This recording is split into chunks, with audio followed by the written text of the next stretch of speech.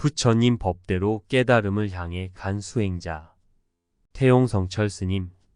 쌀 한 가마니와 순수 이성 비판을 바꾼 이상주의자. 종교인의 삶은 깨달음이나 구원과 같은 이상을 쫓아가는 길이다. 범부의 삶이 현세에 안주하는 것이라면 종교인의 삶은 현실의 저편, 피안이라는 이상을 향해 가는 과정이다. 그래서 화엄경에 이르기를 원대한 서원을 세우면 부처의 종자가 끊어지지 않고 원력을 따라가면 열애의 집에 태어난다고 했다. 부처의 씨앗은 원대한 서원이라는 이상에 의해 잉태되며 이상의 세계에 도달하려면 그와 같은 서원의 길을 따라가야 한다는 것이다.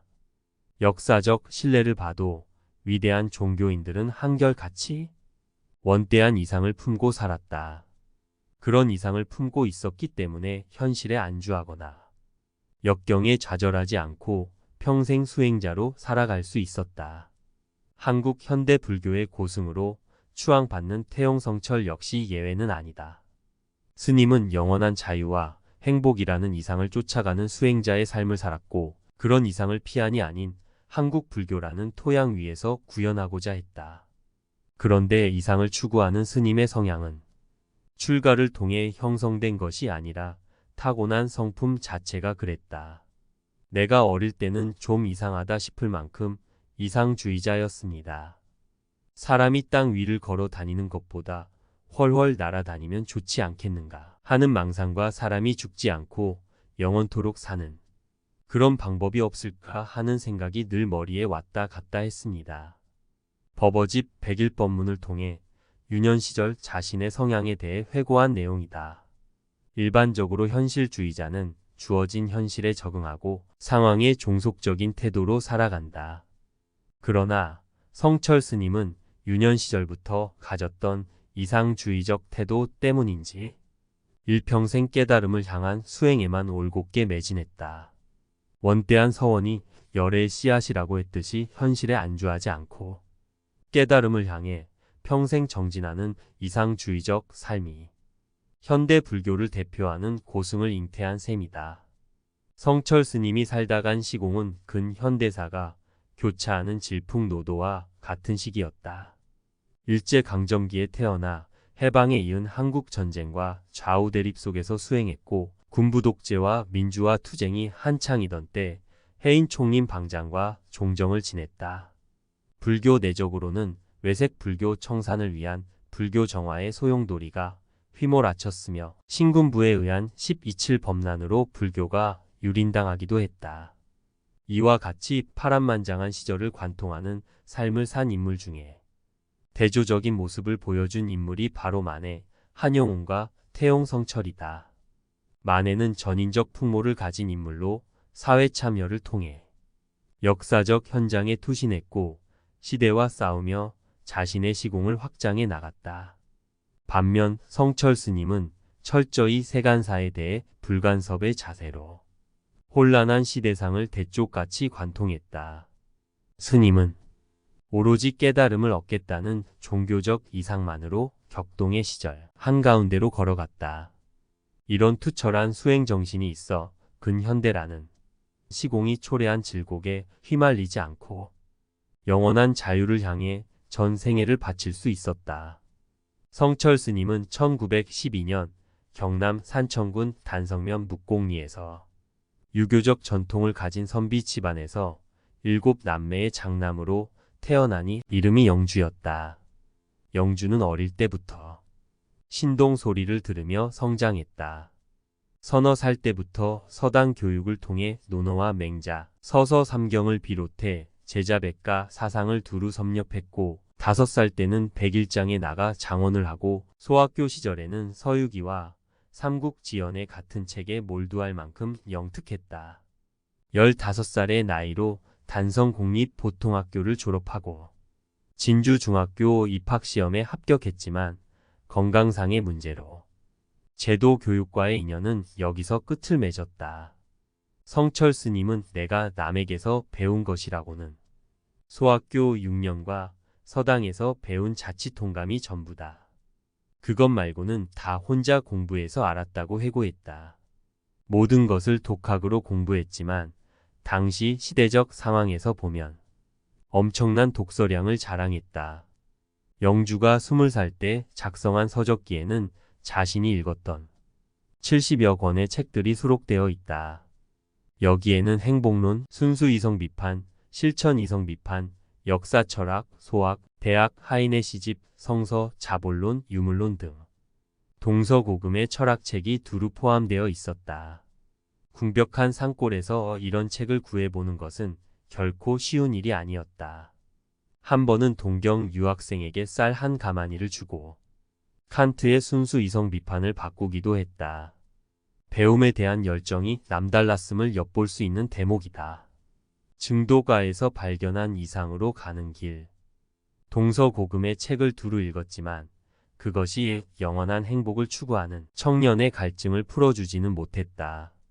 인간 존재에 대한 근원적 물음은 역대 불조가 모두 그랬다.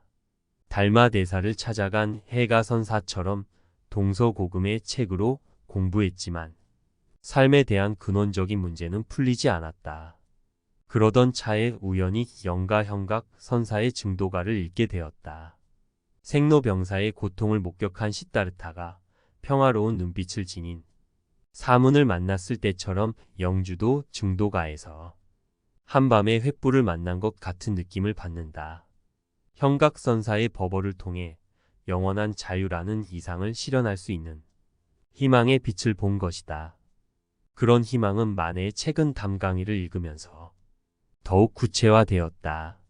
나에게 한 권의 책이 있으니 종이와 먹으로 만든 것이 아니다. 펼쳐 여니 한 글자도 없으나 항상 큰 광명을 비친다라는 구절에서 영주의 눈길이 딱 멈추었다. 삶의 해답을 찾기 위해 남이 쓴 책을 읽으며 밖으로 질주했는데 정작 자신이 찾는 해답은 자신의 내면을 읽는 것, 곧 자아경을 탐구해야 함을 깨닫게 된 것이다. 영주는 지체하지 않고 지리산 대원사로 달려갔다. 청년의 열정은 주지 스님의 마음을 움직였고 탑전의 방을 얻어 곧바로 수행에 들어갔다. 딱히 누구의 지도도 없이 조주선사의 무자공안을 붙잡고 밤낮으로 화두 참구에 몰두했다. 그렇게 정진하기를 42일 만에 가나서나 마음이 고요해지는 동정일려의 경지를 체험하게 된다. 1936년 25살의 나이로 동산 스님의 두 번째 상자가 되었다. 이로써 용성과 동산의 대를 이어 근현대 한국 불교의 선맥을 잇게 될 수행자의 길로 들어서게 된다. 우연한 계기가 아니라 영원한 행복이라는 자신의 이상을 향해 가는 과정이었기에 출가에 대한 각오가 남달랐다. 하늘에 넘치는 큰 일들은 붉은 화롯불의 한 점의 눈송이요. 바다를 덮는 큰 깃털이라도 밝은 햇볕에 한 방울 이슬일세. 그 누가 잠깐 꿈속 세상에 꿈을 꾸며 살다가 죽어가랴. 망고의 진리를 향해 모든 것 다 버리고 초연히 내 홀로 걸어가노라. 성철 스님의 출가 시에는 망고를 진리를 찾아 초연히 떠나는 청년의 기백이 담겨 있다. 그런 각오가 있었기에 격동의 시대에도 흔들림 없이 수행의 외길로 걸어갈 수 있었다. 출가 직후에는 동산 스님을 따라 범어사로 가서 용성 스님을 시봉하며 금어선원에서 하한거를 났다. 동산 스님은 다른 수행자들에게는 선생이라 불렀지만 유독 성철 스님에게만 스님이라 부르며 신뢰를 보였다. 1937년 범어사 금강계단에서 26세의 나이로 비구계를 수지하고 한결같이 수행에 몰두했다. 그러던 중 1940년 겨울 동화사 금당선원에서 무자와두를 참고하던 중에 칠통 같은 내면의 어둠을 깨고 견성하는 체험을 하게 된다. 황하수 서쪽으로 거슬러 흘러 곤륜산 정상에 치솟아 올랐으니 해와 다른 빛을 잃고 땅을 꺼져 내리도다. 문득 한번 웃고 머리를 둘려 서니 청사는 예대로 흰 구름 속에 섰네. 성철 스님은 29세의 나이에 위와 같은 오도송을 남겼지만 그것이 수행의 끝이 아니라 끝없는 정진의 시작이었다. 자신의 수행과 체험한 경계를 점검하기 위해 운수납자의 길로 나섰다. 1941년 송광사 3.1암에서 하한거를 나며 보조 진울의 저서를 탐독했다.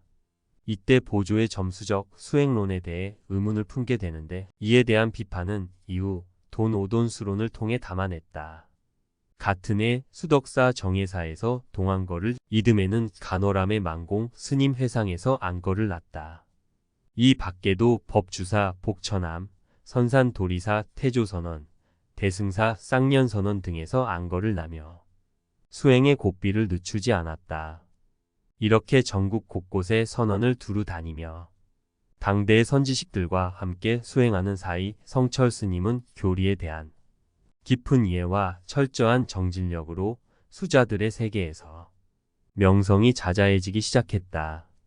나아가 수행 과정에서 만난 청담, 자운, 향곡, 홍경, 종숙, 우봉, 도우 스님 등은 평생 도반이 되었고 이후 봉암사 결사의 주축이 되었다.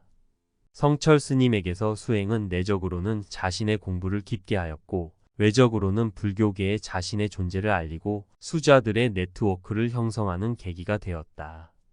대처로 대변되는 근대 불교를 청산하고 현대 불교를 열어갈 성철 스님의 인적 네트워크는 이렇게 수행을 통해 결집되었음을 엿볼 수 있는 대목이다.